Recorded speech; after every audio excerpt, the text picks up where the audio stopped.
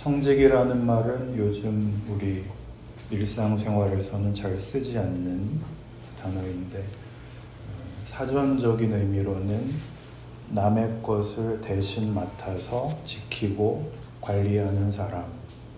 옛날에 그 양반집의 집안일을 책임지고 관리하는 책임자를 가리키는 말이었답니다.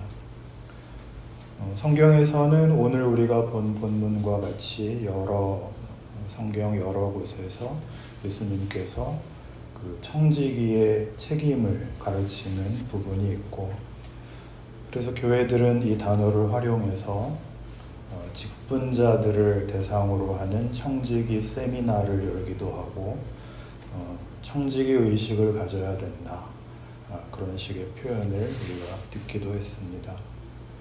예수를 믿고 사는 사람들 중에 어떤 그 리더들, 지도자들에게 준 말씀이라고 할 수 있고, 그러나 따지고 보면 세상 앞에서 우리 모든 신자들은 또한 왕 같은 제사장으로 하나님의 말씀과 은혜를 우리의 삶과 우리의 태도로 증언하는 그런 자로 서 있는 그런 청지기인 것 또한 사실입니다. 그러니 이 본문의 내용을 우리가 교회 안에서 한 교회의 신자로서 어떤 책임을 져야 되는 그런 문제로, 또 동시에 세상 앞에서 신자로서 살아야 되는 그런 개개인의 신자들의 어떤 그 증언으로 이해하겠습니다. 오늘 본문은 그 내용을 깨어있는 것이며 지혜 있고 진실해야 되는 문제라고 가르칩니다. 깨어있다, 다른 말로 40절에 나오는 표현대로 하면 준비하고 있어야 한다 라는 내용은 우리 모두가 너무나 당연하게 알 것 같으면서도 주님께서 친히 가르치셔야 했을 정도로 더 깊은 내용을 우리에게 소개합니다. 그 내용을 한번 따라가 보죠. 골로새서 3장을 찾아보시겠습니다.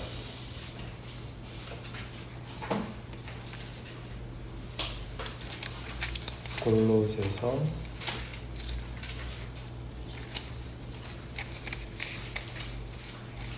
3장 327페이지입니다. 제 성경으로는.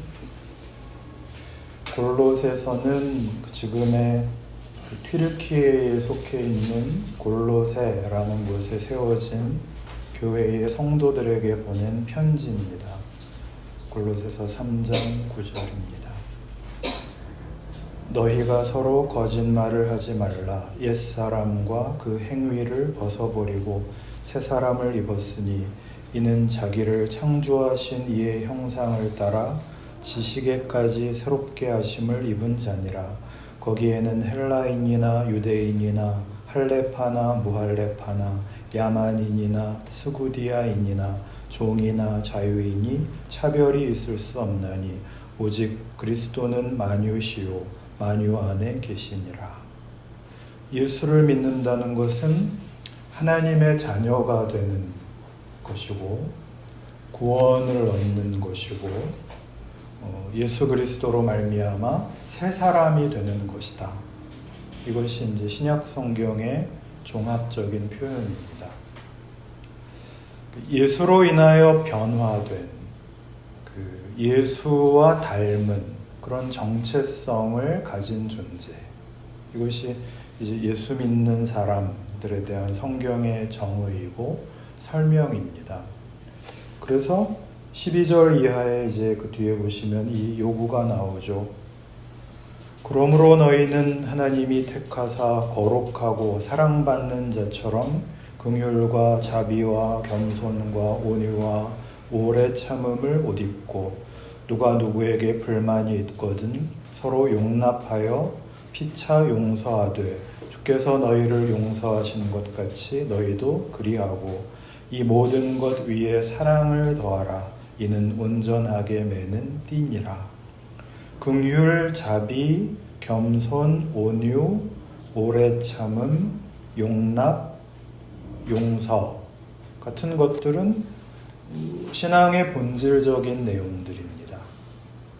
예수 그리스도께서 우리에게 구원을 허락하실 때 주신 새로운 인간 된 속성이고 성품입니다.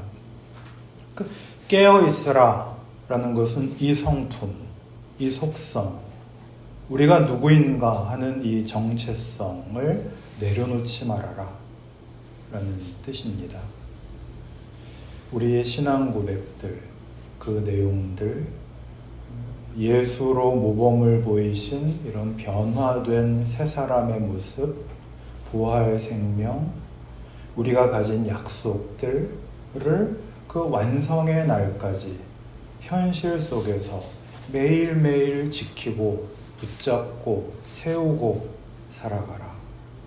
신앙생활이란 그 책임을 가지는 인생을 사는 것이니라. 이렇게 말하는 것입니다. 어렵죠. 말도 어렵고 지키기도 어렵고. 로마서 1장을 보시면 복음에 관한 이런 정의가 나옵니다. 로마서 1장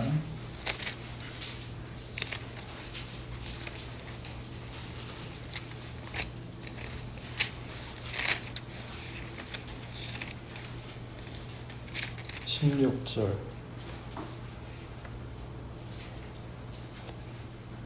같이 한번 읽죠. 한 절만 시작. 내가 복음을 부끄러워하지 아니하노니 이 복음은 모든 믿는 자에게 구원을 주시는 하나님의 능력이 됨이라. 먼저는 유대인에게요 그리고 헬라인에게로다. 아멘. 복음은 구원을 주시는 하나님의 능력이라고 합니다. 하나님의 능력이라는 말은 인간이 만들어낼 수 없는 것, 다른 말로 은혜에 속한 것, 그리고 하나님의 영광에 속한 것, 우리가 노력하여 해낼 수 있는 것, 우리가 상상하는 것보다 큰 것, 이것이 하나님의 능력이라는 이 표현 속에 담긴 뜻입니다. 구원을 주시는 하나님의 능력, 복음을 믿는 사람들이 되었는데, 그러나 신앙을 지키는 일은 사실 만만치 않습니다. 우리는 신앙을 가지고 있고 우리 스스로 신앙을 이렇게 고백하기도 하지만 우리의 현실 속에서 신자의 정체성을 지키는 일을 사실은 매일 곤란을 느낍니다. 요즘 우리가 이 사회 속에서 교회가 이런저런 일들로 비난을 받고 있는 것이 현실인데, 세상이 그러기도 전에 신자들, 건강한 정상적인 신자들이라면 누구나 자기의 신앙에 만족을 갖고 있는 이가 없는 것도 사실입니다. 이런 간증을 하나 들었는데요. 여러분 어떻게 생각하시는지 한번 들어보시기 바랍니다. 교회에 가기 전에 남편과 다투셨답니다. 그리고는 부부가 교회에 가서 따로 앉았답니다. 우리 교회로서는 불가능한 일인데 남편은 1층에 아내는 2층에 앉아서 예배를 드렸답니다. 그런데 그날 목사님의 설교 중에 예수를 잘 믿으면 부부싸움을 할 틈이 없다, 그런 얘기를 하셨답니다. 마음에 찔려서 회개하고 집에 가는 길에 서로 화해하셨답니다. 저는 이런 얘기를 들으면 은혜롭지가 않고 죄송하지만 짜증이 납니다.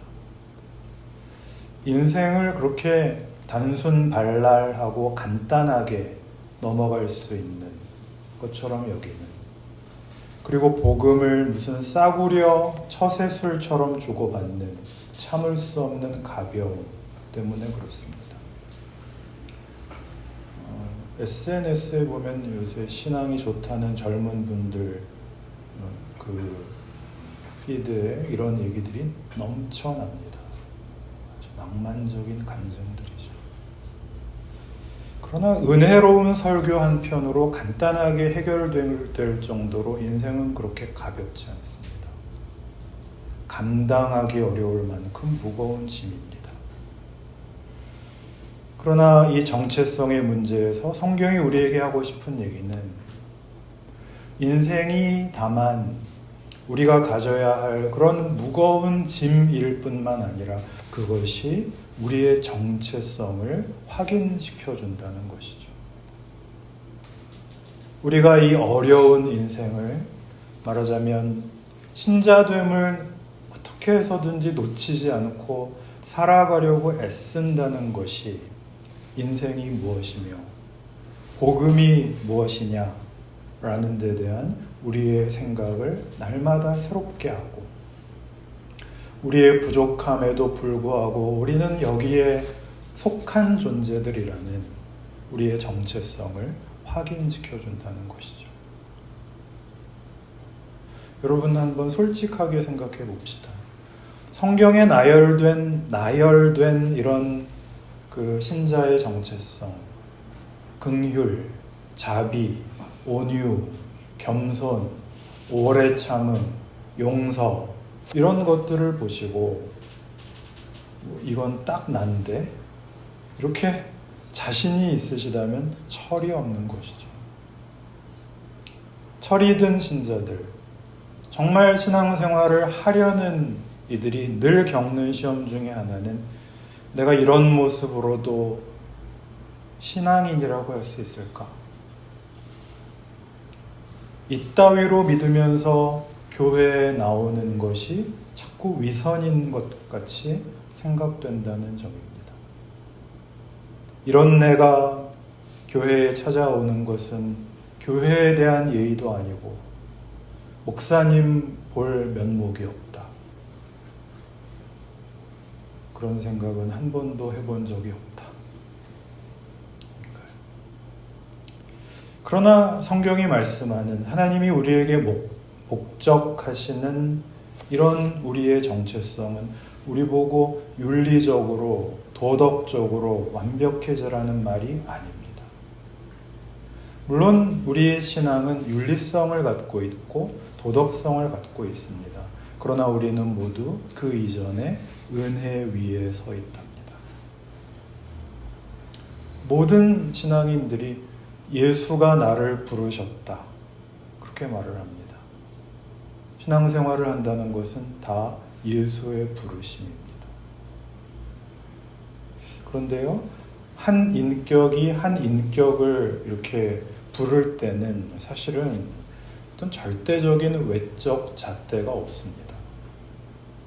우리 한 번씩 다 경험해 보시는 거. 눈에 콩깍지가 씌었다. 그러죠. 누가 누구를 좋아한다는 것은 사실은 이렇게 만족스러운 것 외에 불만스러운 것도 감수하는 법입니다. 누가 봐도 별론데, 그런데 나는 이 사람이 좋다. 나는 이 사람이 마음에 든다. 이건 아니지 않냐? 그것만 빼고 난 좋다. 그러잖아요. 이것이 인격과 인격의 관계가 가지는 묘한 특권입니다. 근데 우리를 향해서 하나님이 그러신다는 겁니다. 그것을 성경은 하나님의 능력이라고 합니다. 같은 로마서 4장을 보시면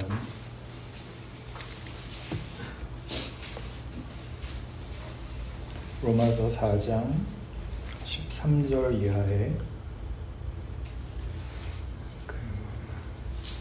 신약에 등장한 이런 예수 그리스도로 말미암는 구원이 실은 아브라함부터 이미 구약에서부터 선포되고 약속되고 실현되었다라는 얘기를 합니다.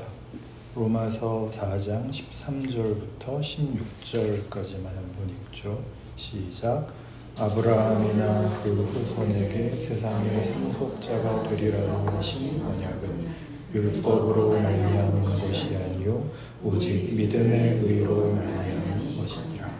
만일 율법에 속한 자들이 상속자이면 믿음은 무엇이요 약속은 파기되었느니라. 율법은 진노를 이루게 하나니 율법이 없는 곳에는 방법도 없느니라. 그러므로 상속자가 되는 그것이 은혜에 속하기 위하여 믿음으로 되나니 이는 그 약속을 그 모든 후손에게 굳게 하려 하시니라. 율법에 속한 자에게 뿐만 아니라 아브라함의 믿음에 속한 자에게도 그러하니 아브라함은 우리 모든 사람의 조상이라. 아멘. 아브라함을 부르실 때 믿음으로 불렀다 하는 거죠. 여기서 믿음이라는 것은 당대의 사람들 중에 아브라함이 제일 믿음이 좋은 사람이었다 그 얘기가 아니라 하나님이 아브라함을 부르실 때 어떤 원인과 결과, 그가 뭘 잘해서 부르는 것이 아니라 믿음이라는 방법으로 부르셨다 그런 뜻입니다. 아브라함이 받은 은혜는 원인이 없이 주어진 결과였다 하는 것입니다. 원인이 없이 주어지는 결과, 그걸 다른 단어로 은혜라고 하죠. 공짜라는 게 아니라 아브라함을 구원하시겠다는 하나님의 의지를 나타냅니다. 그러니까 그건 아브라함이 우리의 믿음의 조상이 되었다라는 뜻은 하나님이 아브라함을 당신의 백성으로 부르신 바로 그 방법으로, 그 의지로 우리도 불렀다. 그런 의미에서 아브라함은 우리 모두의 믿음의 조상입니다. 이렇게 하나님의 구원이 은혜에 속해 있다는 것을 안다면, 그래서 성경이 우리에게 요구하는 신자의 정체성, 청지기로서의 실천, 용서와 사랑이 우리의 책임일 뿐만 아니라 우리가 은혜 아래에 있음을 증언하는 그런 일로 이해가 된다면 여러분이 주일날 교회에 오시는 것보다 더 큰 하나님의 자녀로서의 책임과 증언은 사실은 없는 것입니다. 주일 성수를 해야 된다, 빠지면 안 된다, 주일날 놀러 다니면 안 된다, 그 얘기가 아닙니다. 우리가 교회로 만나는 일 말입니다. 여러분이 사시면서 어떤 경우에라도 입고를 하고 어떻게 교회에 나가냐, 창피해서 어떻게 교회에 가냐 라는 생각은 하나님의 은혜를 약화시키는 생각입니다. 하나님은 다 받으신다, 모두를 끌어안으신다 라고 인정하는 행위가 여러분이 자신 있게 늦어도 주일날 교회에 나오시는 그 행위입니다. 그러니까 따지고 보면 와서 여기에서 큰 소리 칠 수 있는 사람도 사실 아무도 없습니다. 눈에 힘을 줄 수 있는 사람도 없습니다. 세상을 향하여 신자가 눈을 부라릴 수도 없습니다. 우리가 우리의 정체성을 이런 은혜로 갖고 있는 것처럼 이 은혜와 연속성을 가지는 증언이 우리라고 이해하는 것이죠. 김용재 목사님의 책에 나온 얘기인데, 제가 우리 교회 창립 20주년을 앞두고 나름의 회한에 빠져 있을 때에 큰 힘을 얻은 그 짧은 글이 있습니다. 금간 물동이 이야기인데, 인도의 우하에 나오는 얘기입니다. 들어보세요. 물을 깃는 어느 일꾼이 있었답니다. 그는 지게 끝에 각각 이렇게 물동이를 메고 어깨에 걸치고 이제 물을 운반했습니다. 둘 중에 하나는 물동이에 금이가 있었답니다. 그래서 온전한 물동이가 냇가에서 집까지 단 한 방울의 물도 흘리지 않는 데 반해서 금간 물동이는 물을 가득 채워도 집에 도착할 무렵에는 반밖에 남지 않았답니다. 그래서 금간 물동이는 항상 자신을 부끄럽게 생각했답니다.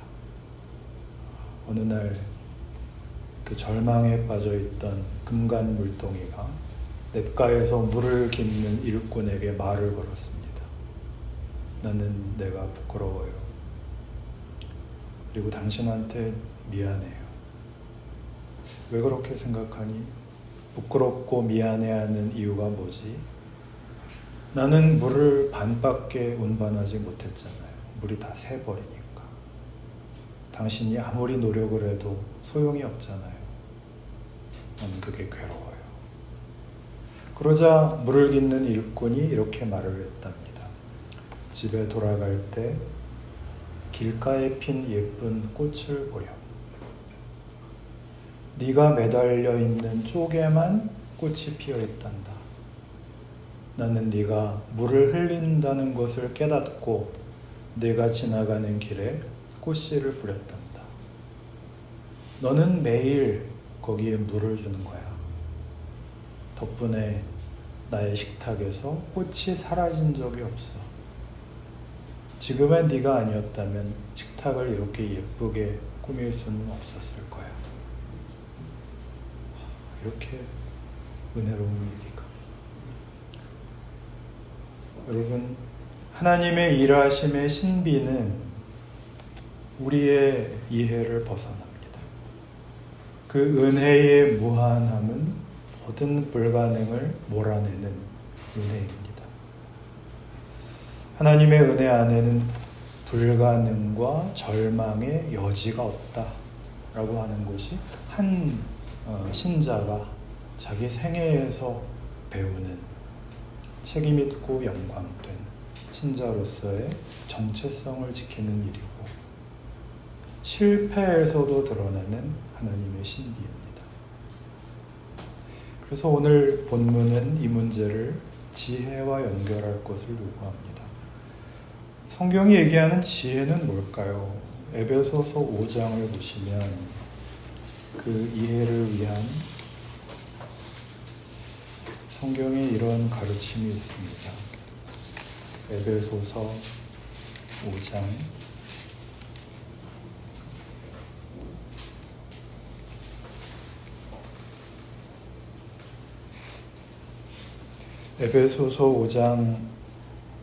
5장은 이제 그 앞에서 우리가 오늘 본문에서도 보는 바와 같이 깨어 있어야 될 것, 우리가 가진 것이 우리의 정체성일 뿐만 아니라 이웃에게 비추는 빛이다. 그런 얘기들을 쭉 설명을 하고 나서 여기 이제 지혜를 이렇게 덧붙입니다. 15절을 보시면 15절부터 18절까지를 같이 읽죠. 시작. 그런즉 너희가 어떻게 행할지를 자세히 주의하여 지혜 없는 자같이 하지 말고 오직 지혜 있는 자같이 하여 세월을 얻으라. 때가 가니라. 그러므로 어리석은 자가 되지 말고 오직 주의 뜻이 무엇인가 이해하라. 술 취하지 말라. 이는 방탕한 것이니 오직 성령으로 충만함을 받으라.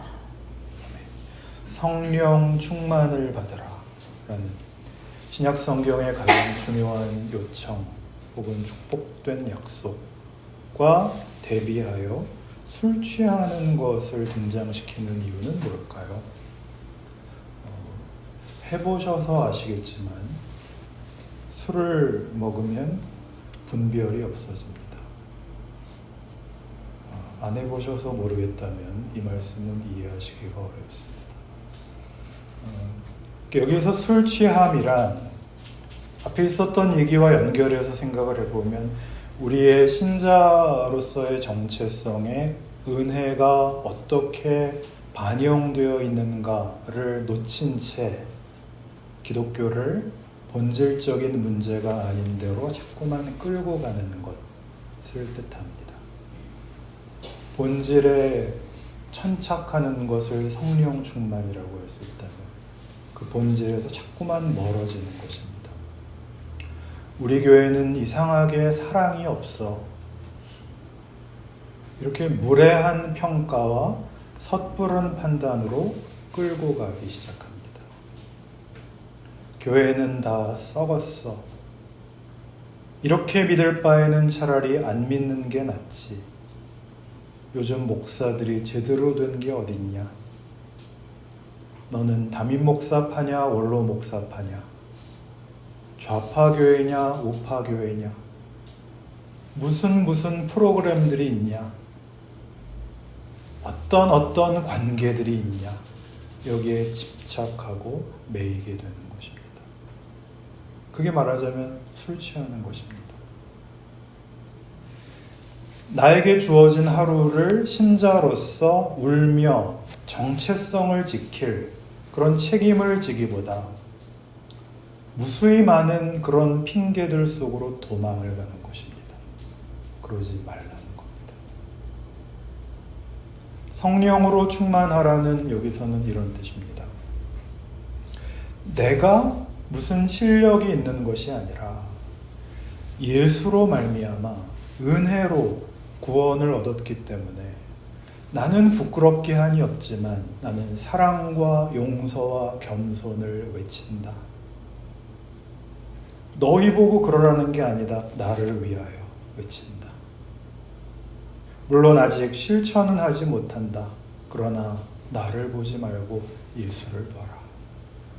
라고 아우성을 치는 것이 신자들의 마땅한 하루의 몫인 겁니다. 지혜 있는 자가 되라. 정성껏 살아라. 오늘 네가 지킬 수 있는 은혜의 자락을 붙잡아라. 은혜로 붙잡을 수 없는 것이 신앙의 내용 중에 무엇이 있단 말이냐? 이렇게 말하는 것이 에베소서 5장 1절에서 21절에 이르도록 가르치는 성령 충만입니다. 생각을 해라. 깨어 있어라. 네 자리를 지켜라. 도망가지 마라. 핑계대지 마라. 우리는 우리의 공동체를 이렇게 잘 돌보기를 원하고 우리의 신앙이 깊어지기를 원합니다. 그러나 그건 다만 도덕도 다만 업적도 아닙니다. 예수님은 누구신가에 대한 깊은 이해를 근거로 그로부터만 나오는 은혜와 영광 때문에 우리가 참여하는 것입니다. 기쁨과 감사로 참여하는 때도 있습니다. 그러나 그것보다 더 많이 울고 부끄러워하면서 참여하는 때도 있습니다. 그러나 여기에 참여한다는 것은 능력에 관한 문제가 아니라 은혜에 우리 자신을 맡기는 것입니다. 그 사람이 바로 지혜 있고 진실한 청지기입니다. 예수님이 가르치시는 청지기가 되라 이죠. 우리는 다 주님께서 말씀하신 청지기로 한 교회의 구성원이 되어 있고 나아가 세상을 향한 청지기로 부름을 받고 있는 겁니다. 여러분의 존재와 여러분이 알고 계시고 나름대로 고백하고 계시는 기독교 신앙의 고백의 내용들을 기억하시고 깨어 있으시고 성실하시고 승리하시고 때로는 울고 그것보다 적게는 웃으며 지혜 있고 진실하게 살아가신 그런 여러분의 신자된 인생이기를 바랍니다.